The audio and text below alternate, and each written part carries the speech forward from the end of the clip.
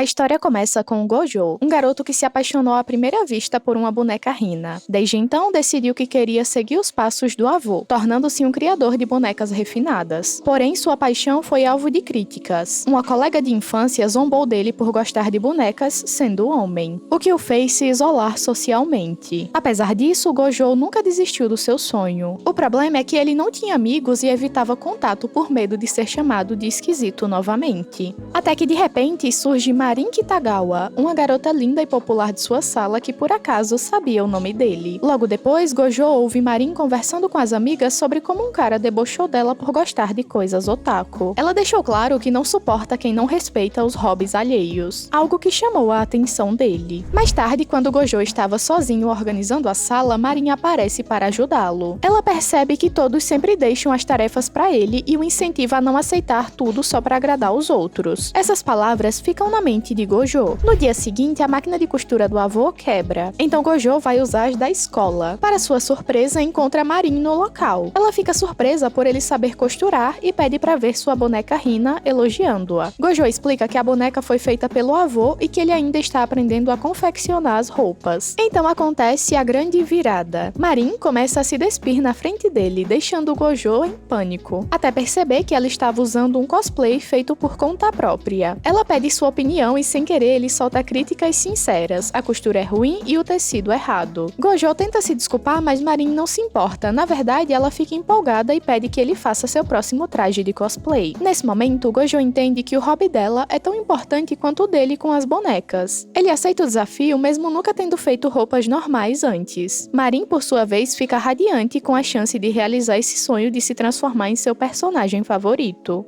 Antes de começar, Gojo avisa que não entende nada sobre animes ou cosplay, então está meio perdido. Marin, animada, explica rapidamente a história do anime e quem é Shizuko, a personagem que ela deseja interpretar. A trama parece confusa, um cara que se vestiu de mulher para entrar em uma escola feminina e ainda por cima é um jogo erótico. Mesmo assim, Gojo percebe a felicidade dela ao falar do assunto. Quando Marin afirma que nos hobbies não importa ser homem ou mulher, ele lembra do preconceito que sofreu e fica emocionado por finalmente encontrar alguém que respeita suas paixões. Determinados a começar, combinam de se ver na segunda. Marin mostra uma revista com um passo a passo para fazer cosplay, e Gojo decide estudar o traje, mas ao ler descobre algo que não o agrada. Terá que tirar medidas diretamente dela. No dia seguinte, Marin aparece na porta da casa dele, pois não conseguiu esperar. Durante a conversa, sua personalidade extrovertida acaba deixando Gojo nervoso. O momento mais tenso chega, quando ele precisa tirar as medidas para o traje. Gojo hesita com medo de deixá-la desconfortável,